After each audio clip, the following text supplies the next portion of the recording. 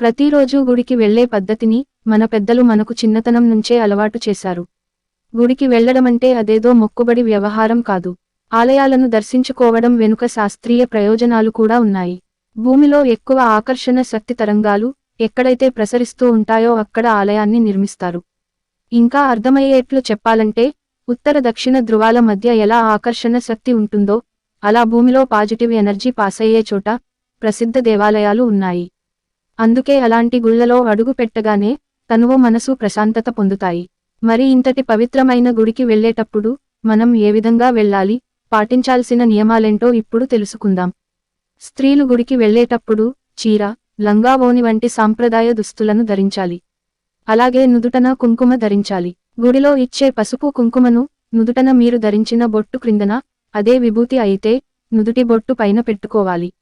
ఈ విధంగా చేస్తే మంచి ఫలితాలు కలుగుతాయని మన పెద్దలు చెప్తున్నారు. గుడిలో తీర్థం తీసుకునేటప్పుడు 3 సార్లు విడివిడిగా, ఒకదాని తర్వాత మరొకటి కలవకుండా తీసుకోవాలి. 3 సార్లు తీర్థాన్ని ఒకేసారి కలిపి తీసుకొనరాదు. గుడిలో నిల్చుని తీర్థం తీసుకోవాలి. అదే ఇంట్లో అయితే కూర్చుని తీర్థం తీసుకోవాలి. ఒత్తులను నూనెలో తడిపి 2 ఒత్తులను దీపంగా వెలిగించాలి. ఉదయం పూట తూర్పు దిశగా 2 ఒత్తులు ఉండేటట్లు దీపము వెలిగించాలి. సాయంత్రము పూట వెలిగించే 2 ఒత్తులలో ఒక ఒత్తి తూర్పుగా, రెండవది పడమరగా ఉండాలి. శివునికి అభిషేకం, సూర్యునికి నమస్కారం, విష్ణువుకి అలంకారం, వినాయకునికి తర్పణం, అమ్మవారికి కుంకుమ పూజ ఇష్టం. ఇవి చేస్తే మంచి జరుగుతుంది. దైవప్రసాదాన్ని తినాలి కాని పారవేయరాదు. దీపమును నోటితో ఆర్పరాదు. ఒక దీపం వెలుగుచుండగా రెండవ దీపాన్ని మొదటి దీపంతో వెలిగించరాదు.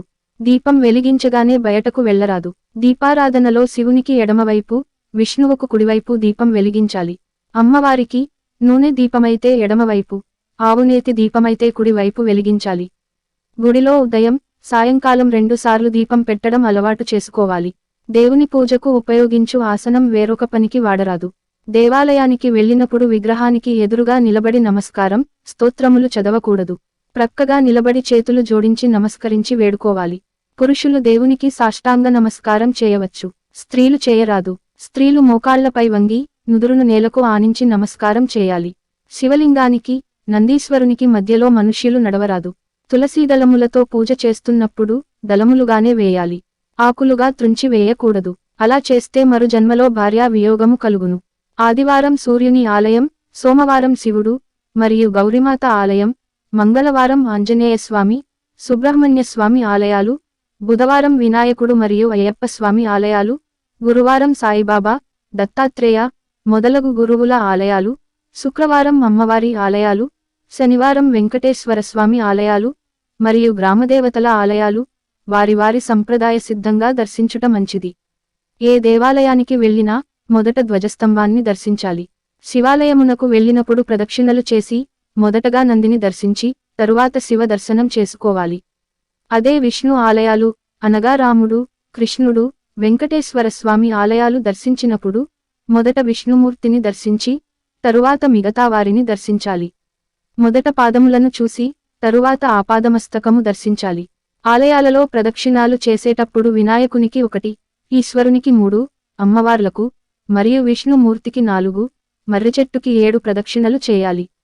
స్త్రీలు ఓంకారాన్ని జపించకూడదు. దేవుడ్ని కనులారా చూసి ఆ తరువాత కనులు మూసుకుని ప్రార్థన చేయాలి. వినాయకుని గుడికి వెళ్తే గరిక పూసలను తీసుకువెళ్ళాలి. గరికమాలను ప్రతి శుక్రవారం వినాయకునికి సమర్పిస్తే కోరిన కోరికలు తీరటమే కాకుండా ఇల్లు కూడా చాలా ప్రశాంతంగా ఉంటుంది. అదే శివాలయానికి వెళ్ళినప్పుడు బిల్వపత్రాలను తీసుకువెళ్ళాలి. విష్ణుమూర్తి ఆలయానికి వెళ్ళినప్పుడు తులసిమాలతో వెళ్ళాలి. ఆంజనేయ స్వామి దగ్గరికి వెళ్ళినప్పుడు వెన్న తీసుకుని వెళ్ళాలి. అదేవిధంగా దుర్గాదేవిని శుక్రవారం దర్శించుకునే మహిళలు పసుపు, తెలుపు, ఎరుపు రంగులలో గల పువ్వులను సమర్పిస్తే సుఖసంతోషాలు చేకూరుతాయి. దేవాలయ ప్రాంగణంలోకి అడుగుపెట్టాక ఎవరితో మాట్లాడకూడదు. నవ్వడం, పాటలు పద్యాలు పాడటం చేయకూడదు. సాధ్యమైనంత మౌనంగా ఉండాలి. భారీగా అలంకరణలు చేసుకుని దేవాలయానికి వెళ్ళకూడదు. అక్కడ మన ఆడంబరాలు, స్థాయి, అంతస్తులు చూపించే విధంగా ప్రవర్తించకూడదు. గుడికి వచ్చే ప్రతి ఒక్కరూ భక్తులే కాబట్టి అక్కడ తప్పక అందర్నీ గౌరవించాలి. అక్కడ దర్పాలకు పోకూడదు. స్వామి మీద ధ్యాసతో గుడిలో ప్రతి దానిలో ఆ భగవంతుని స్వరూపాన్ని చూస్తే తప్పక భగవంతుని అనుగ్రహం మనకు కలుగుతుంది.